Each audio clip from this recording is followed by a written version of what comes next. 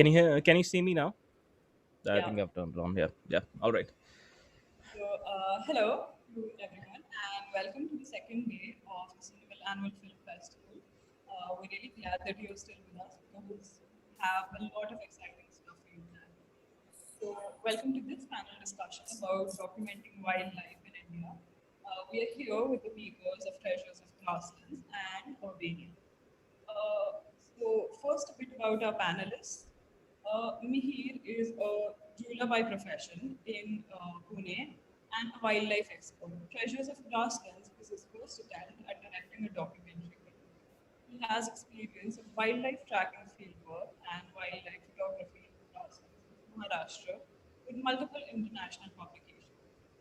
Milind Raut is the producer of the celebrated documentary Treasures of Grasslands and a marketing professional from Pune. A biologist to begin with, Harshit Singh turned to wildlife filmmaking with a camera for a love of the edit table. He went to pursue his master's in wildlife documentary productions from the University of Salford, where he made his first wildlife film. He has been linked to the wildlife series for Nat Geo and Animal Planet on the Brink since 2018 for 2 seasons. We welcome all of you to the Cineville Annual Film Festival. We're really glad that you're here. The Cineville Annual Film Festival has been trying to garner attention and direct attention towards the indie film industry, and we're really here that you are here supporting our vision. I just want to start with a very simple first question. How do you pick your perspective on the narrative? Because there's always a gap between the film and the objective facts that are there about the wildlife. I can't hear you properly. So Yeah, Okay. you're not Uh, audible. okay. Can you hear me now? yeah, That's much better. Yes, this is better. yeah. Yeah. My first question is, how do you pick your perspective on displaying what you want to shoot between the objective film and the facts and the film that you make? There is always a distance. So, how do you cover that distance with the narrative?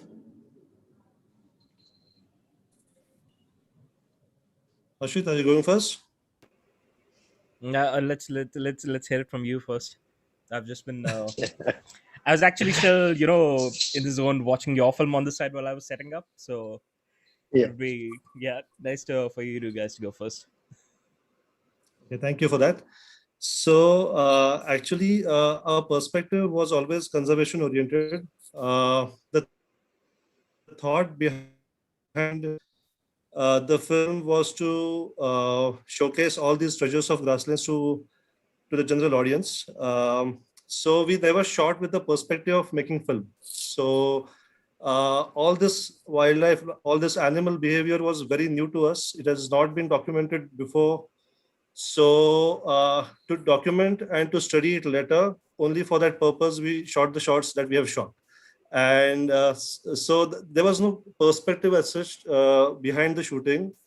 And the tricky part later was to write the script and narrate it well so that people understand it and make it simple for people to understand it, especially the landscape and the kind of wildlife we were looking at. So yeah, I mean that's about it. Right. Uh, Over to you, Harshit. Right. For me, it's been quite the opposite in that sense that I first of all come up with a practical idea about a practical story that I would like to tell, and then I go about filming what I would like to film. And the way this works out, I mean, at least the way we were taught in university, and that's I mean, you see, there's a lot of things that you're taught in theory, and then they don't really work out when you're finally on field. And this was one of those things that somehow did, because it was a thing about how things don't work out. So the way we were taught to do things was work on a particular story, whether it's a 3 act structure or 5 act structure, work on it, have a rough script that with which you go into the field, and then expect the script to keep changing because it's wildlife. Expect it to keep changing 10 times, 1,000 times, and keep reworking the very same thing again and again, uh, until you where you want that film to be has drifted away from the original idea, but it's somewhere where you would like it to be. And what you finally get on field, both those things come and meet together at some point. Uh, what you want it to be and what you're getting on camera. Uh, Wherever that meets is like where that all right, I can stop filming now, or I can this is where I can conclude my story because it's starting to make sense as a story what I put and edit together. So yeah, that is it's been a very different approach. But there's also, as Mihir mentioned, that there's a lot of things that you can do, or films can still be made if you approach them from the point of view of recording particular behaviors. For example, the one that I saw in the film, in your film very recently right now, was about the Sangraus. Yeah, parent sangras is Yeah. delivering water to their chicks, and that's something I've been wanting to see in field for a long time. But had I had that on camera for a film that I was working that would be similar, I would have liked to include it nonetheless. Uh, as part of the film, even if it wasn't part of my script. So yes, recording behaviors is also something. If I have them in the bag, then I would like to add them into the film if they make sense with the story. Yeah, I think it really comes across in your film Urbania. It was a really unique perspective and a very refreshing perspective. I enjoyed it a lot. So because it's a very this is a question I wanted to ask you, Harshit, especially that.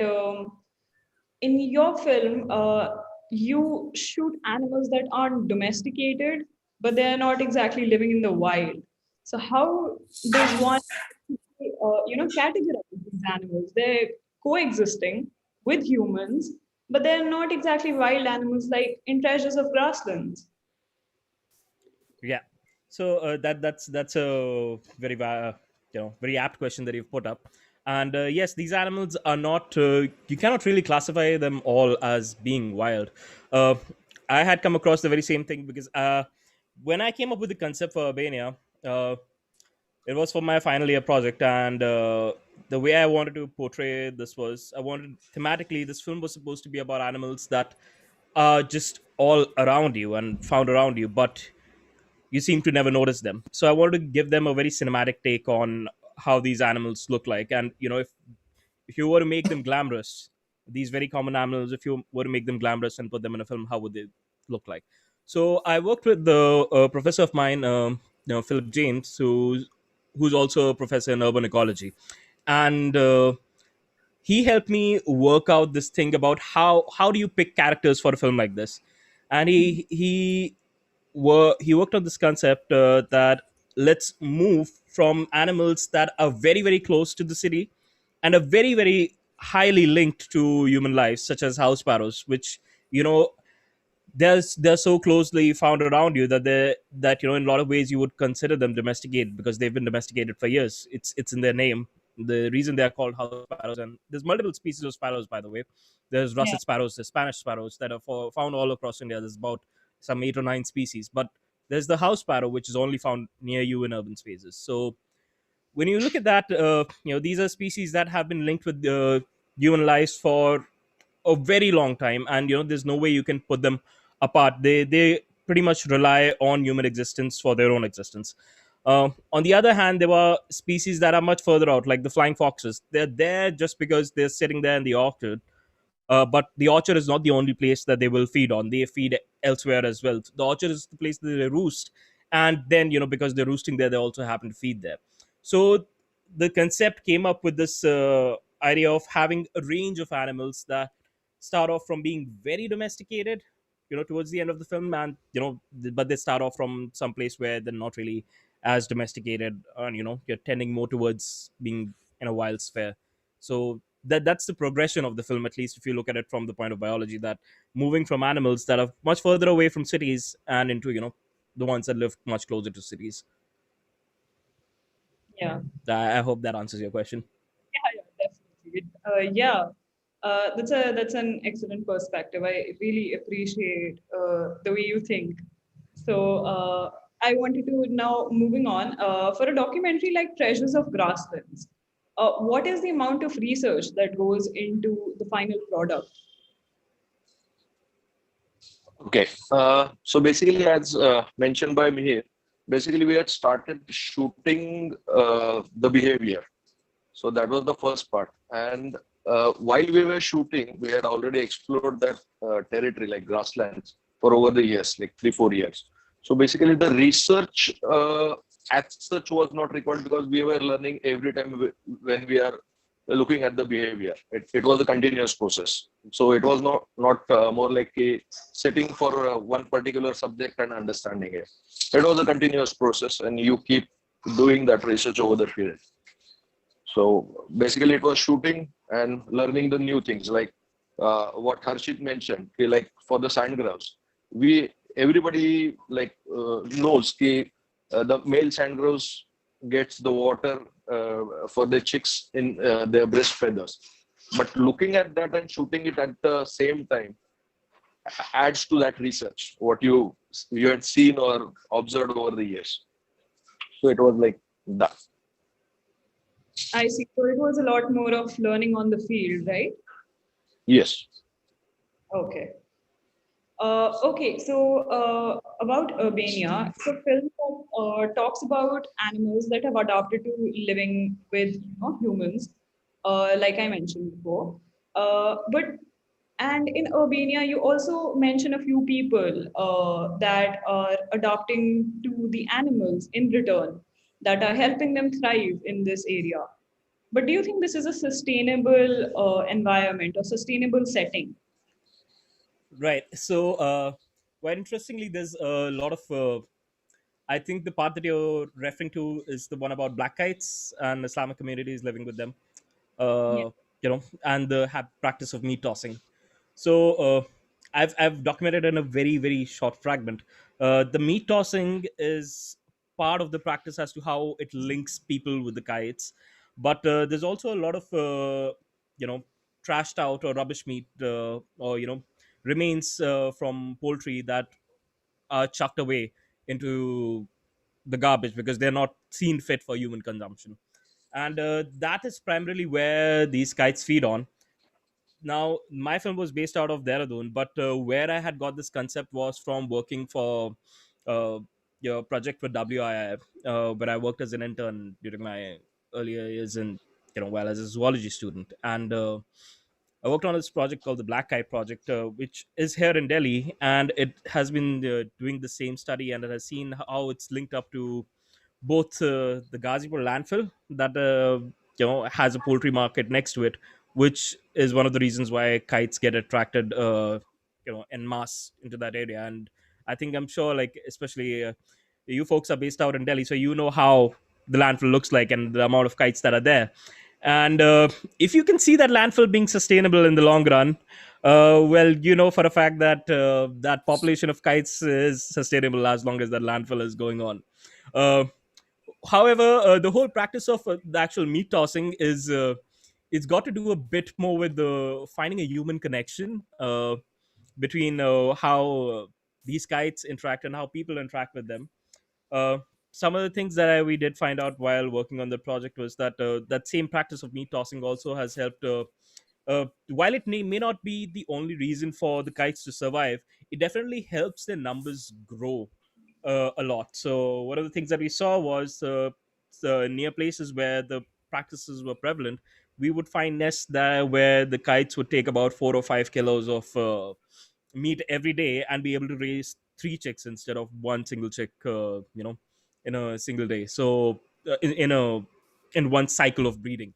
So those things kind of promote the population to grow faster, but it's not necessarily the only thing they rely on. So in a lot of ways it's like a boost to how the population of these animals grow rather than being the sole thing on which they rely on. So I yeah. see. Okay. So these while shooting wildlife documentaries, it's not the same the level of convenience. that you would normally shoot a documentary in an urban location. So while you're going out there, sorry, while you're moving out there, what equipment did you carry for Treasures of Grasslands, and what do you recommend for aspiring young filmmakers? Okay. Uh, so basically, there are. It all depends basically on your subject. So kind of distance you have to maintain from your subject while shooting. So your basic focal length depends upon that. So if you have gone through the documentary, you can see there are some which are practically a long shot, where 500 Nikon f4 along with 5D Mark III it is used. Sometimes we are used Canon 100 400 with 70 Mark II. In some shots there are wide angles also, even till GoPro, and even Nikon D 7200 and 300 f4 and 200 500, because sometimes you need that flexibility of framing the subject. So Mhm. at that time 100 400 and 200 500 of Nikon becomes very handy. Some of the shots are shot with the drone to give you that perspective how the grasslands are, because when you are looking from the ground you don't get uh, that exact feeling, how largely it is spread, and the subject is so small in that landscape. So we had uh, taken efforts to shoot few shots with the drone also to give you the feel of the landscape. So basically it depends upon what kind of a distance or what kind of shots you want. Okay. Yeah, and what you're talking about giving the feel of the landscape, I think that certainly came across in your film. It came across Yes. very well because as our live stream was going on for the film, as it was being screened, there were a lot of comments about people saying that they felt they were on a safari, or it was just Yeah. a very gorgeous view. So I think that came across really well. But speaking of convenience, Yeah. I want mention the convenience with which people have completely forgotten the animals that cohabit the urban space. And speaking of Urbania, I want to ask you whether there were any challenges that you faced while shooting this film that you had not predicted beforehand. Right. So as I said, I was running along with a script already in my head as to what I would like to film. What are the key incidents that I'd like to get for this film? But at the end of the day, I still only I was on a shoestring budget, and I only had 10 days to film whatever I had to film.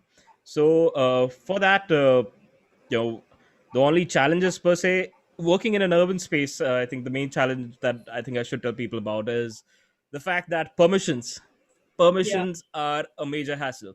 So when I personally have filmed in the wild, and Milind and Mihir would have gone out there to, we obviously have to get permissions to film in the wild as well, unless it's an absolute it's a place that has no organization to it, or it's not a part of a forest department. But let's say even if you go into a reserve forest or you're going to a national park, you have to pay a fee, so you have to do a one-time thing about permissions to go in and be able to film there. In an urban area, this process is something that you keep going through again and again. So let's say if I had to film the bats at one place, I had to take permissions from that particular area, or convince them to be able to shoot there. And if I had to take any pickup shots, these permissions used to come on like a daily basis instead of being something that run throughout. Or I wouldn't be granted them for a whole tenure. I could only be granted them on a daily basis, and this was a thing I had to do every day. So I think one of the biggest hassles, and in fact, if anybody has shot fiction films as well in any urban spaces, outside in the public area, they know that daily permissions are a big hassle, and that's why you need line producers and production managers. So that is another thing to do. And apart from that, I think in terms of filming, the major challenges, I was also using equipment that's very similar to what Len and May mentioned. I was shooting with an A7S3 and not an A7S3, sorry, that's an A7S2 and 150 500 mm lens, along with the any other lenses that I needed for other kinds of shots, whether it's a wide shot or a long shot. But uh, the main challenges that I probably found while filming the incidents over here was waiting for my key moments. So, for example, with the sequence of the bats, I had to wait for the time that one of the gardeners would come and try to shoo away the bats. So that was my bit of waiting on that sequence. And then with the kites, there was the kind of rubbish meat that I had mentioned about that was there on the road. So, but it was a waiting game, sitting there, you're waiting for these kites to come for it because they don't do it all the time. It's not happening 24/7. So uh, I wouldn't say it was a whole long wait, but I still it was about like 2.5 hours waiting for that. And it's not like I'm just sitting there waiting. I was also doing other shots and then trying to read kite behavior as trying to predict as to when they would land in. But yeah, those were the kind of challenges that I had. Probably the easiest ones to work with would be the macaques because well, they're way too familiar with the human, you know, humans around. And the sparrow sequence at the end, that was a bit of waiting because I was tracking down these nest boxes and seeing what their stages were. So when the fledglings would come out, would be one day of the shoot, and then I had to wait another time to see if there was a new set of hatchlings that I could document for the same thing. So uh, yeah, those were the challenges probably for actually filming the thing. Uh, but permissions are the biggest of my things I would voice out about. Oh, what the challenge of filming in an urban space are. I think as a student filmmaker based out of Delhi, we completely agree with you, and we have even remember cry at an MCD office because we weren't getting permission to shoot in a primary school, and it was just the most difficult situation. So, Right. okay, open up this discussion to the live audience for a bit and see what they have to ask. So, I Just to add to just to add to this a bit, when we are shooting in human-dominated landscapes, especially where there are no restrictions like national parks and sanctuaries, the landscape itself changes so much. Like there are small dams being erected. There's agriculture that comes up, and when you're tracking carnivores, especially large carnivores like wolves, hyenas, and leopards, uh, there are no signs that we get in national parks like pug marks. So there are no alarm calls when they move. They're so used to living with humans that they're mostly nocturnal. So and in at lot of time, one of the biggest challenge was since we don't work on it full time, we would have to track them at the end of the week. So we would lose 5 days of tracking in between. So these are some of the challenges that most of the filmmakers don't see, and they do happen when you film outside the protected areas. So I just wanted to highlight some of these.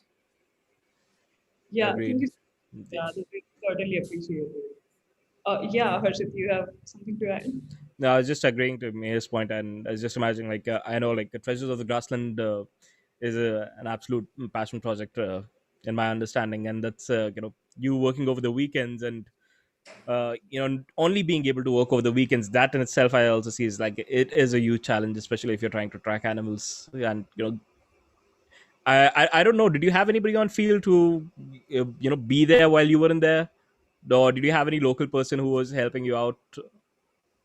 So now we have very good outreach with the local communities who actually feed us news on their movements. But back then, when we shot this film, we did not have this kind of network that we have today. So Right. yeah, there were some people who would give us in general idea about the movement, but not the news feed that is expected, and then you go and track the animals. So we would know the area in general where the wolves were active, but then we had to reach there before sunrise and actually track them by ourselves. That is what made it special for us as well, because the thrill of that tracking kept us going. But at the same time, yeah, I mean, locals helped us to an extent with this film, to answer the question.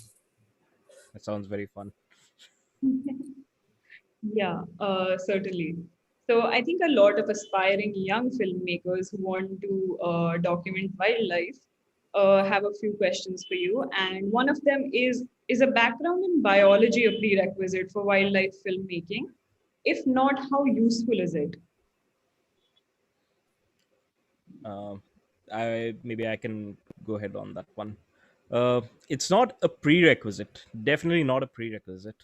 uh, you would have certain advantages. Say if you had a media background coming into this field, you would have advantages of a different kind. If you came in with a biology background, you'll have advantages of a different kind. But neither is a prerequisite. No, I wouldn't say, that it's a prerequisite. Um it's a lot of things you just learn with experience as you start going into this field. And you know you the maximum amount of your learning is only going to start happening once you start making films. So start making films. That's all there is to it. And you'll learn on the way. There are really no prerequisites like that, especially for wildlife filmmaking. The advantages, Absolutely. no prerequisites.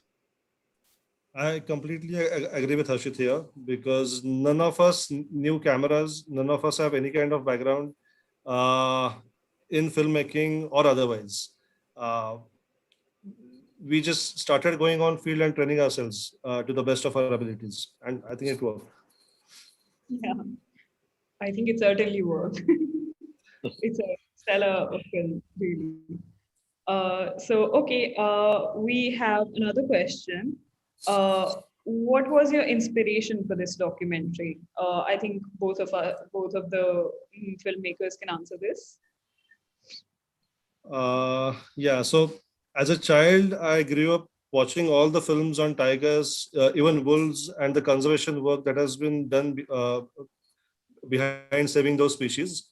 So when we started visiting this area and started witnessing the wealth of wildlife it had, our objective was always to conserve it. Uh, Basically, that was the inspiration behind shooting all this. So because a lot of times policy decisions have to be made for conservation of these kind of habitats, and this is how we can portray it in front of people, and this is how it reaches masses, and that's the kind of pressure that is required for policy making. So uh, when we saw wildlife for the first hand, this was our inspiration um, to make a film about it. On my end, I think I mentioned a bit of it earlier. And it's been about presenting these animals that you otherwise don't see around you in a very cinematic manner. But if I was to put it a bit more properly, uh, it came out of this concept of local patches, uh, and how the most ideal way, it's a concept that the most ideal way to really get to know wildlife and to be able to conserve it is to know about your local patch, and know about the kind of wildlife that sits around you. And that's the kind of thing that goes unnoticed by people. And somehow I think that even reflects with what Milind and Mihir have worked on. uh, Saswad is kind of your local patch, right? It's you are based out in Pune, and that's something that that it's out there and close to you, but it's kind of people don't know about it. So for me, like making a film about with that kind of a vibe with Dehradun goes back in the same manner, because I used to go there during my summertime to at my aunt's place, and used to stay in Dehradun, and kind of knew the kind of animals that are around here. But and it's not just Dehradun, but I've seen these are the kind of wildlife that I've portrayed in this film is also seen around you in other cities as well. A lot of cities have it. Monkeys are something that you can see around in Delhi as well. If I was to take a little more extreme case, if you're in Bangalore, you can see slender lorises, in your parks at night. So there's a lot of animals that are just present around in cities, and if you're somebody who lives in an urban space, that is your local patch. So a lot of these animals that are present around here kind of go unnoticed. So I wanted to make a film that portrays these very animals in a little more glamorous manner, makes it look and feel a little more cinematic. So people around, you know, when they see it, they can kind of relate. Okay, yeah, this is an animal that we've seen around us, but they also go like, oh, this animal looks really cool compared to when otherwise they see it on the street, or and they just kind of push it off because that's something that they see commonly. So just making these animals to be more interesting for people who live in urban spaces, and knowing that these animals are found there, that was the main aim behind this film, and that is my main inspiration for why I wanted to make Urbania. There is one question that I want to build upon. What is the post-production procedure of a documentary? So we had a filmmaker earlier, and I remember that he mentioned that most of his documentaries actually take form.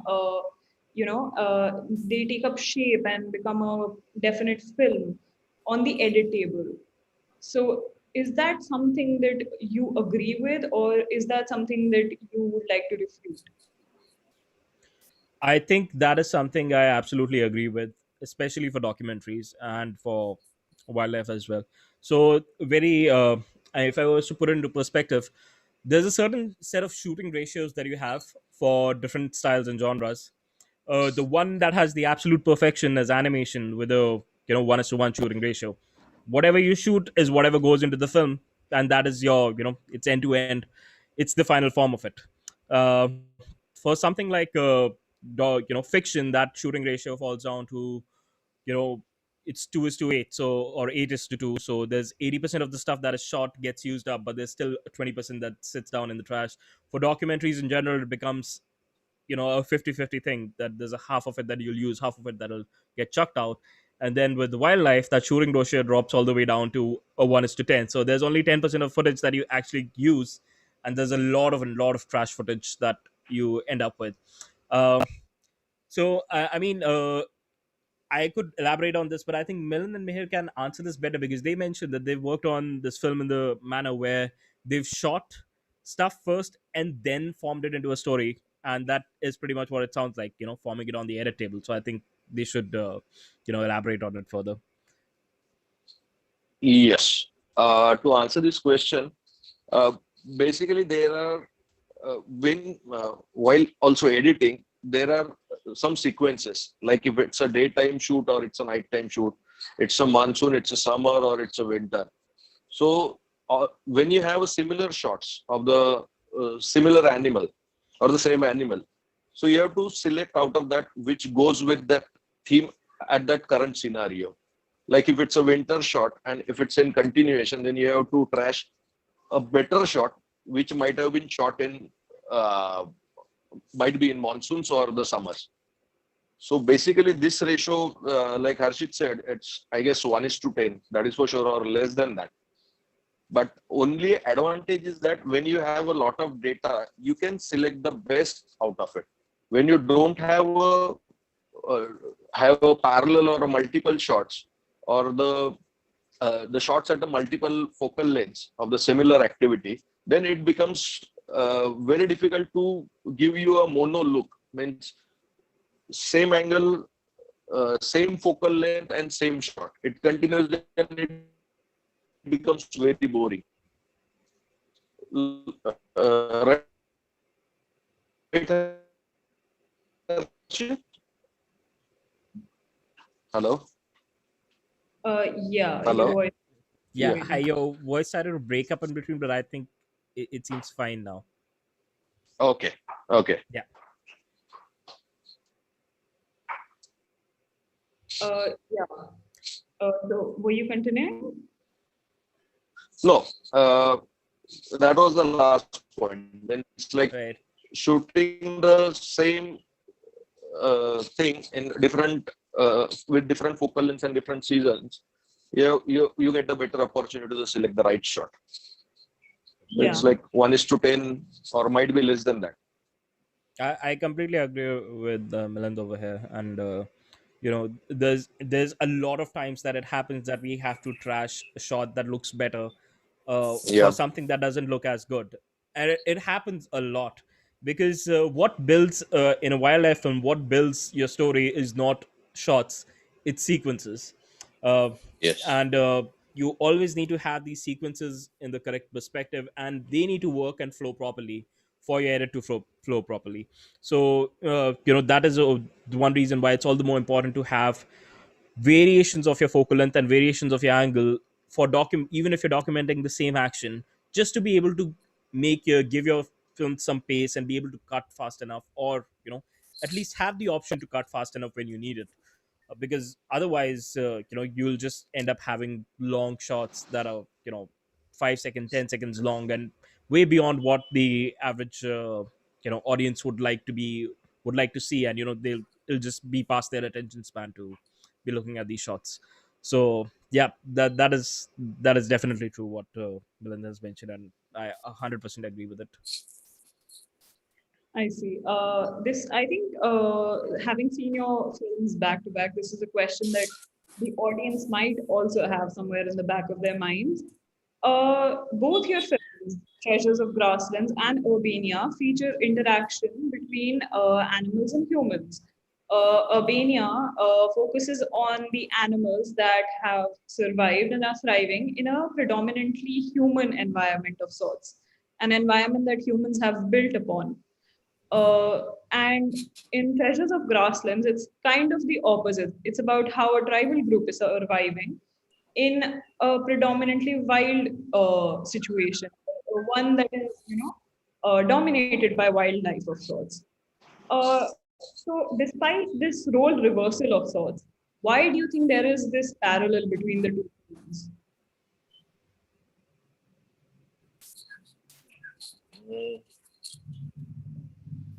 Yeah. I will start with the basic point. These animals can adapt to a certain change very fastly than what we think.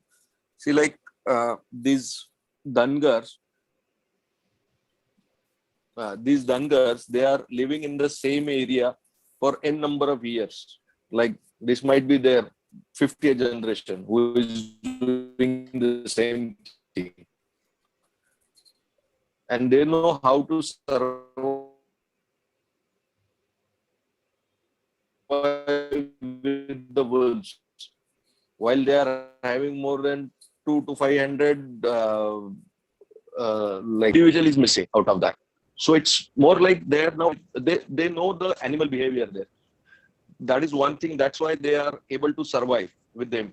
And even as you've seen in the film, they don't treat them as a threat. Yeah. So that is one very positive thing. Even means like I'll explain it in little Hindi. Like they say कि अगर एक भेड़ उठा के ले गया भेड़िया, तो उसका रीजन यही होगा कि वो she is not fit, और वो भगवान के लिए वो छोड़ देते हैं. It's like it is gifted for the वो उसका जाना था और उसके लिए वो दे दिया. Okay. Is it clear now? Hello? Yeah, it's better. Yeah. It's better? Okay. Okay. So basically ऐसा होता है. They know how to survive with these carnivores around there. So it's more about the adaptability of the that community. It's about Over to Harshit. of your roommates. Yeah. Right. Yeah, to Harshit now. I think a parallel that I can draw over here is what Bill mentioned about the community, the pastoral community over there, living over there for generations. Uh, it's the same for these animals that have been living in urban spaces. They've been living here over here for generations. Sparrows, we already know about that. It's multiple generations that they've been here. But on the other hand, like if I talk about within the film, places that definitely have this documented proof of how many generations these animals have been living for. The example would be the flying foxes at the start of the film. They've been there for at least people have seen them there within that same space of the orchard for at least 100 years now. So, and they've seen them be there in a much larger number. But I think part of that adaptability comes from animals that have grown to adapt to these human environments by being here for multiple generations. And uh, it's years and years of adaptation that has been put into their for them to be able to survive in spaces like these. So I think that's one parallel we can draw here between the films that both the parties that have been adapting have been doing it for over generations at a time. So yeah. Certainly. So, what is we'll be ending shortly, and what is one message that you would like to give your audience beyond your film? What is something you want everybody to know with relation to to the wildlife that you are documenting?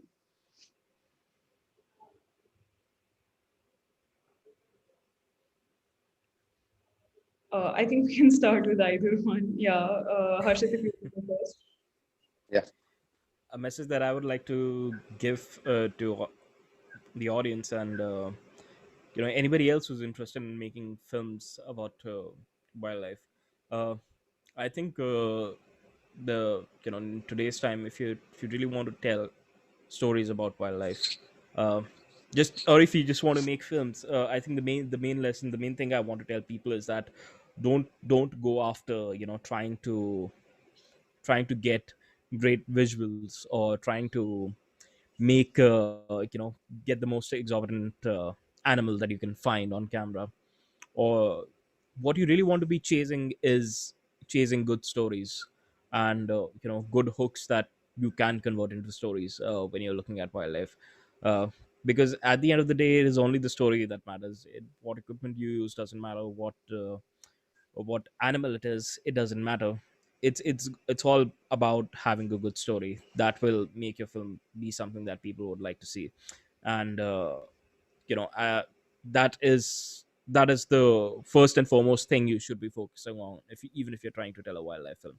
uh, so that is the biggest takeaway, the biggest thing that I would like to tell people, because I know a lot of young people that I've met who wanted to make wildlife films have always been like, can we do I need to go out and film a tiger, or do I need to go out and film some kind of a big animal to make a good story? And this, I think, Urbania is one of those things that I feel that I mean, that's an example of not using any big animals to try and tell the story. It's not about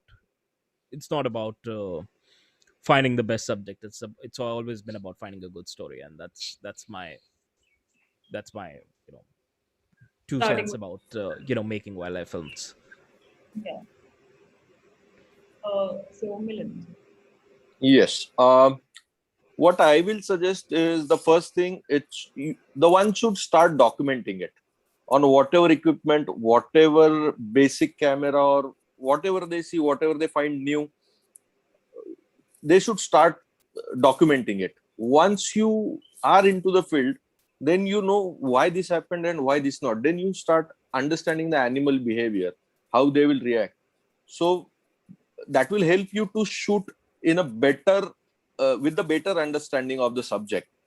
Like what kind of shots I can get in monsoons, or what kind of shots are possible in summers, or what is their mating period, when the migratory birds come. So this is a basic understanding of the subject. Once you start documenting, your knowledge goes on increasing in that particular subject. Till that date, those, I mean, though the Saswad is hardly 30-35 kilometers from here, nobody is aware that you can see wolves in Saswad, or now also a leopard, or these migratory birds. So unless and until you document that thing, you cannot prove it, or you cannot take it to the masses. So basically, start documenting whatever you see with whatever equipment you have, with whatever possible resources. That's the thing. And now you can see our film. Nobody is from the filming background. Nobody has taken a single lesson of how to shoot. But this is a kind of learning over the years. So that is important. Okay. So as we draw to the end of this panel discussion, I want to thank you both and me for being a part of this panel discussion. We are very grateful, and I am sure that everyone learned a lot, the audience in home and our team over here. We also want to inform the audience that both the movies, Urbania and Treasures of Grasslands, are now available to watch on Vimeo. You can find the link and the password in the description of this very video. So we will now be moving on to our next event, which is the screening of Omar Jivigal, and which will be followed by a Q&A session with the director. Again, we are really grateful and thank you so much. Thank you, Nisha. Yep. Thank you, Thank Harshit. you. Yeah. Thank you. Thank you.